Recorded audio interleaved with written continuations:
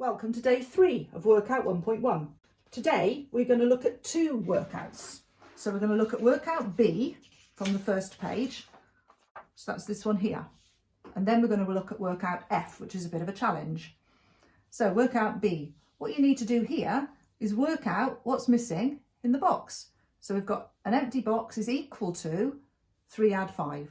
So all you need to do is think about calculating this addition calculation. Think, what is it equal to? As with workout A, some of them you might just know. Others you might need to do some working out, so you may want to use your buttons or pasta or whatever you're using. And remember your part whole model that might help you. So go and have a go at those, quick as you can, and then come back and we'll look at some answers and a challenge. So here's your answers to workout B. How did you get on with that? Press pause and then you can zoom in, check your answers and see how you got on, and then we'll have a look at a challenge together. So, workout F, beanbag challenge. Colin throws 2 beanbags at his target, and this is the target with his numbers, so he might score a 6, a 7, an 8 or a 9 with his beanbag. We're told that Colin scores 16, and we've got to work out where his beanbags could have landed, and we've got to find 2 different ways. So I'm going to think about having my buttons here to represent my beanbags. So think, okay, so I don't know, let's just try something and see what happens. I could have 2 beanbags on the 7, couldn't I? Or I could have one on the 9 and one on the 8, or there's all sorts of possibilities for where my beanbags might have landed. I wonder what his totals would be each time. That's your challenge. See if you can find 2 ways to make 16.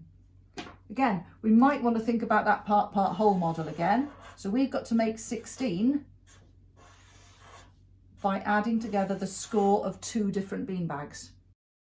Or we've got to make 16 by adding 2 numbers together.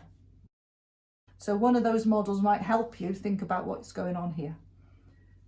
Then you've got to think about what other totals he could have scored with 2 beanbags. So try and find all the possible scores that Colin could have had when he uses 2 beanbags. Make a target and roll coins onto it or throw dice and see what you can get with the target. Make a game out of it. Then your next challenge here is very similar. So Coco throws 2 beanbags at her target. So she's got different numbers on her target and she scores 14. So your challenge is to find different ways of making 14. The last bit here, can she score all the totals from 9 to 18?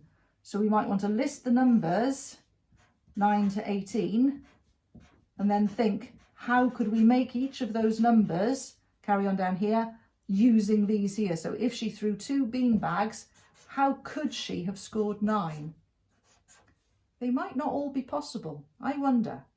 Go and have a go.